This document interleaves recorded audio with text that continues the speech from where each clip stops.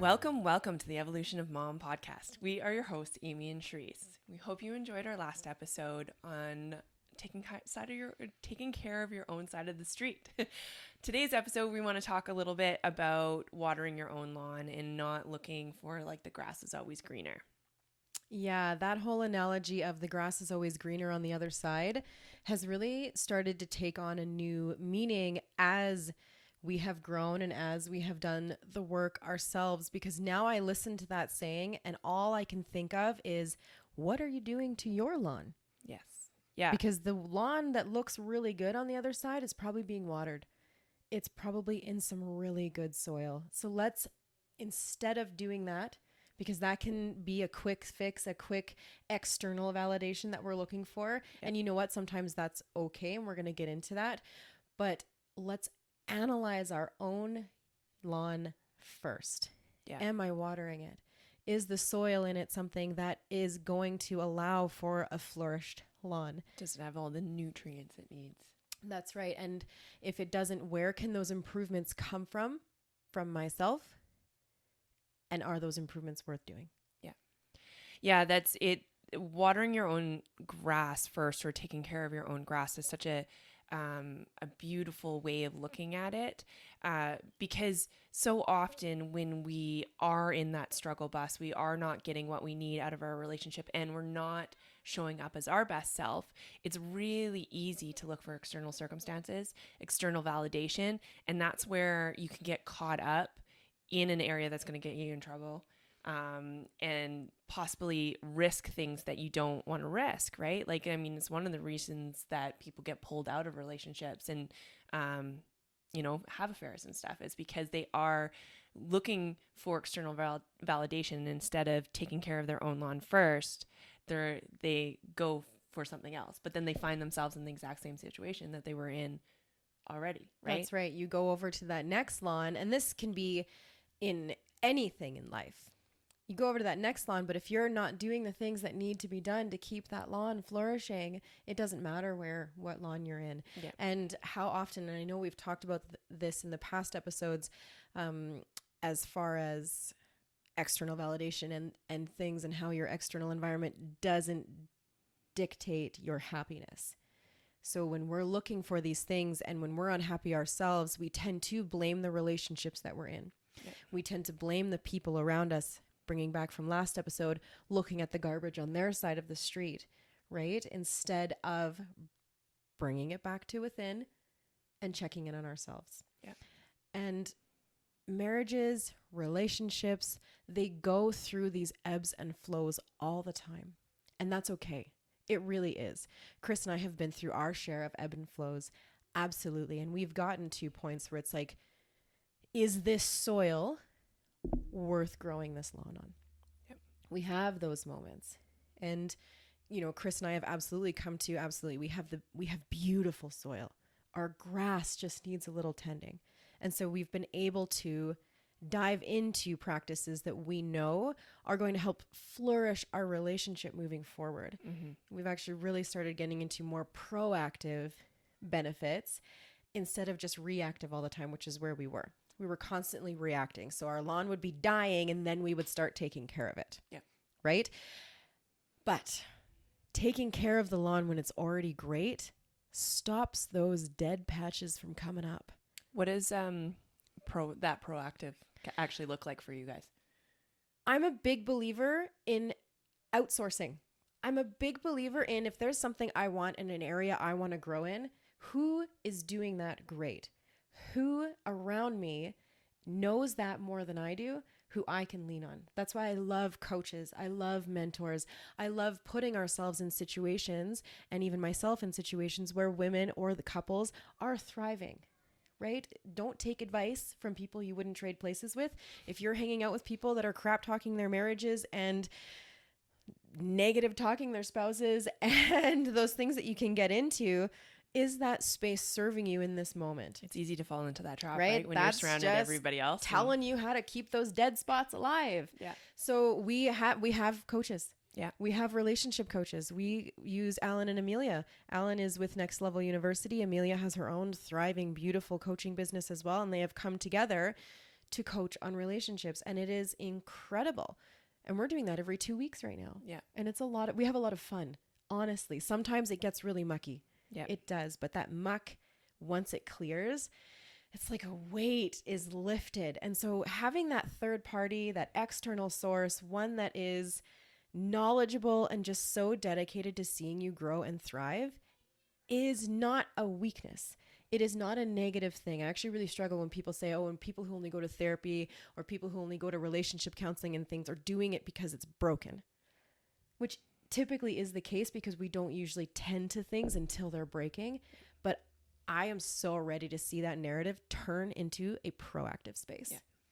Well, and it's so important, right? Like, I'm a big believer in proactivity because, like, by the time in my marriage we had chosen to go to marriage counseling, I was already 100% out. Yeah. Like my counselor immediately pulled me aside and said, we need a one-on-one because I can't, she's like, I like to be successful and I can't be successful as a relationship counselor if you're already out. So, and it was interesting to me because it was like, yeah, I really 100% acknowledged that. But having that proactivity now, and I know that that's something that I value when it comes to starting a relationship, is let's have those tough conversations right off the bat and let's outsource right away. Find somebody who can help us kind of dig into our wounds a little bit more and be able to help us process, right? Because they've got what we want or whatever it is, right? So yeah, getting around positive relationships right away. It's so Get important. some good couple friends who are also dedicated to being the best they can be, to being, who they need to be in those tough moments and thrive through them, instead of looking at the external needs for the internal gratification. Yeah, it's really easy to, like, when you're struggling to quit that job and start a new one, or to make a move and start something new, to change a relationship and find a new partner. But if you haven't healed what it is that isn't bringing you joy, like, you're going to fall into that same trap. That job is just going to be the same job. Mm-hmm. And that relationship is just going to be the same relationship. You have to work on it. You have to bring it to that next level. And being hyper aware of what it is that you're really needing. Mm-hmm. What is it that you're looking for? What is it that brings you down in this job over here that you are looking for in your next job? Yeah. Because if you don't have that awareness, you're going to attract all of the same things, like you said. Same with relationships. Oh, this is one of those things where the me really does matter. And it's okay to bring the me work into a we already, if that's already the case. Like we said last episode, you don't have to panic. Oh, I've been married for 10 years and now I'm working on myself. Now what? You guys can discover that together. And you are now in a beautiful space you've worked so hard on the me that you are ready for such a healthy we, that the person that comes into your life is going to be a person who is at your level, a person who is so ready to love, accept, adore on you as your best self, without you having to mold. And when we're not confident in those things yet, we do shy away, we mold, we come back down to a certain level. We talked about that last time. You're going to attract a partner who is so enthralled with you as your best self. It's going to allow you to keep being that person. Yeah. And it's interesting when we talk about putting in the work and doing the me first thing, because sometimes when you do start to actually take that step back and look at what it is that you need, you take that step back and realize that you're not the person that you want to be and you can't thrive where you are. So it's absolutely okay to make that decision that you don't want to stay there. That's right. That's the realization that you came to in your first marriage, that it wouldn't matter the therapy you were going to. It wouldn't matter because the soil's not going to grow anything. Yeah. And so you chose to move on, and that is a healthy and okay choice to make. It's a hard choice to make. And because of what I saw my parents go through, I made that promise to myself that if I got married, I was never going to get divorced. And that actually kept me in a relationship that I didn't like who I was in that relationship. And it kept me in for way longer than I should. And so actually making that decision was a very tough decision because I could have stayed. I could have stayed, but the version of me that I would have to be to stay there was not a version that I wanted to be. Not for me and not for my boys, which is why I made the choice to leave and not stay stuck as that person, because I had this gut feeling that the person that I was so much bigger than that relationship, and I was not going to thrive in that relationship. And it was a tough decision, and probably the first decision I ever made that was like completely 100% and solely for me. You know what it makes me think of? My analogy just grew in my brain. So what you could have done and what you were trying to do, the soil was dead. So you basically laid some fake grass on top for a little while, which a lot of us do, right? We lay this fake grass on top. So picture that really short plastic, vibrant green grass. And we're like, this is going to make me happy. Look at it. And then we were like, why doesn't it grow? Why doesn't it change? Why doesn't it grow? Because it's dead.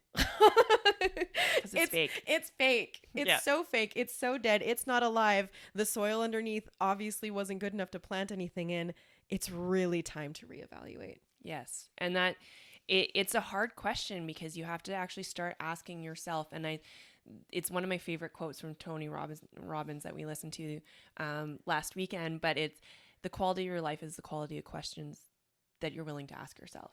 And so when I started asking myself questions about who I was and what I wanted to be and where I wanted to go, and I had to ask myself, could I do that in that relationship? And I couldn't. Mm-hmm. And I know that, like, now seeing us apart, he's a much better man than he was in relationship with me. And I am 100% a different person than I was. And I couldn't, and we've had that discussion before where I said I couldn't do that growth in my relationship. So I had to take it, and I had to spend these last 4 years kind of really on my own in order to grow and to thrive, because I needed to figure out myself first. Good for you. That's so beautiful. I'm so proud of you. It's a tough call, right? It's because it's when do you put in the work? Oops, I keep hitting that. I'm a hand talker. I just hit the microphone for anybody that is just listening to us. So if you heard that noise, it's because I hit the microphone. But yeah, when do you decide that is the decision? Like, because you can continue to put in the work, you can continue to lay down the fake grass, you can, right? And some of that, like, your guys' relationship has thrived and you've been beautiful with that whole relationship and you've been able to build something, right? But there were more moments that you probably could have said, hey, like, oh, absolutely, right? Like, absolutely. maybe there's something better out there for me. That's right. Maybe this isn't the space that I can grow and thrive in. Maybe this isn't a space where I can feel the love and be loved the way I know I need to be. That was a big question. Yeah. How did you recognize that? Because deep down, I knew the answer was yes. Yeah. Deep down. Yeah. I knew that soil was salvageable, and I was ready. I was mentally prepared in my own strength to know that, beautiful things can come from broken chaos. Yeah. They can. Yep. And when we come to terms with that, things in life become less scary. Mm-hmm. The hard decisions, the things that we go through, when you come out on the other side, there's typically a beautiful reason that had to happen. And I was mentally okay with that because of all the growth. I wasn't going to put it out there like, well, I'm going to be okay if this doesn't work out, and like project that out, because I deep down knew that it was 100% worth tending to this lawn. Yeah. Well, and I like to also like think that no matter where I am, I'm exactly where I'm meant to be. So everything is serving me, but I also bet on me. Mm-hmm. So even in those moments of broken chaos, I will always 100% bet on me. So no matter what I choose is the right decision. But yes, I had to sit there with myself, and it took me a while before I sat there and I was like, what is in my heart? Mm-hmm. Am I saying yes but I really want to say no, which is what I was by agreeing to go to counseling, is I was saying yes even though I was already saying no. Mm-hmm. And I just, it only you can make that decision, and only you can, you have to have that tough conversation with yourself and know that either you can thrive or not. To quote one of my favorite people in the world, you are bigger than your worst case scenario. Mm-hmm. Sherysse Morris, everybody. She said that. And I think that that's true. When you have that deep faith and trust in yourself, it is going to work out how it's supposed to. Yeah. But being able to recognize the inner work first, is this something I can grow through? Is this something that I can do within myself before you just toss in the hats, because inner growth can be challenging sometimes, right? We don't want to avoid the growing pains to avoid the external growing pains. That's not the point. We're not saying, duck and run because it's time to not do the work. We're saying that if you can ask yourself these questions, if you have done the work, if you do feel solid within yourself and know that you cannot continue to grow in this space, that's one thing. Yeah. Or maybe you're starting to ask yourself those quality questions. Another one is the quality of your life is the emotions you're experiencing, the emotions you choose to experience every day, not just big, like planned one moment of joy a week, like happiness every day. Is this a space you're going to be able to choose happiness in every day? And I think that's important, right? Because a lot of people, and I find this now with people, I've been a part of some single groups and stuff, but they like to blame the other person, and they still hold on to that blame for the other person. But again, that's looking at their side of the street and going, yeah, that's all your fault, right? Mm-hmm. Where when I look at my side of the street and I've cleaned that up and I've grown, and then started to find appreciation on the other side of the street, instead of looking at all the negative and all the judgment, find that appreciation in that person, that regardless of whether he's my ex or my current relationship, I'm not going to judge you. I'm going to look across the street and find appreciation for that. Appreciation over expectation is going to save your life. 100%. Women's biggest detriment is expectation. I'm not going to go too much because I feel like that could be its own episode about us talking on expectations. Yeah. So I think that's a big one. Expectations will crush us every single time. They're literally going to ruin your life. Appreciation shifts everything within you. Gratitude shifts everything within you. And so if this is a space where you know your grass can grow, when you know that the soil, the foundation deep, deep down is worth it, I challenge you to internal dialogue. Try not to complain about what they're not doing, should be doing, and start instantly switching it to appreciation. Do this. If you can do this for 30 days, write something down, 3 things a day you are grateful for and appreciate about your partner, and you don't even have to tell them you're doing this. It changes your entire perspective. It changes the dynamic between the two of you without it even being externally known. Mm-hmm. If this is something that interests you, I would challenge you to do that. You know what's interesting? I actually just thought of it too.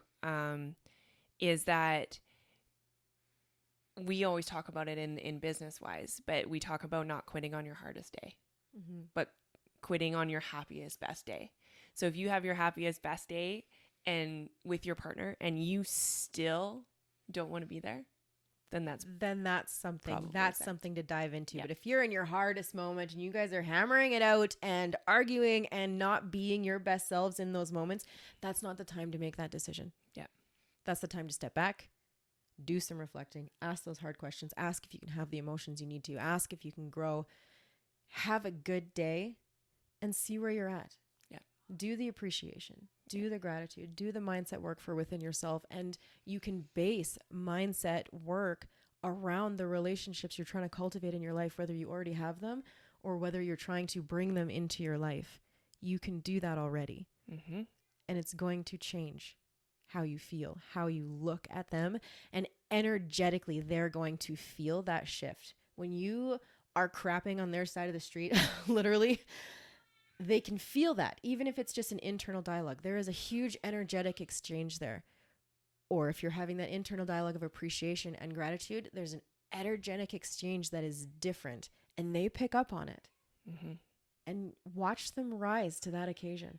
Watch them all of a sudden start doing more things that you can write down and appreciate.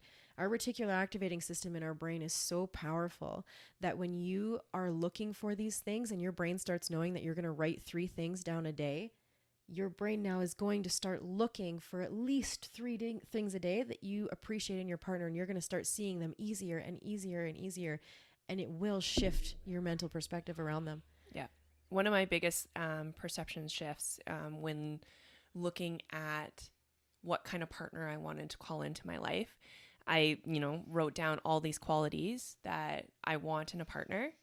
But then I looked at it and go, okay, where am I not showing up still? Because there's a reason why that partnership is not in my life. And it's probably because not probably, it is because the person that I am isn't ready for that. Because there's something that I'm like, so who attracts that person? And then that's my responsibility to show up as that person every single day. Mm-hmm. That's incredible. I love that.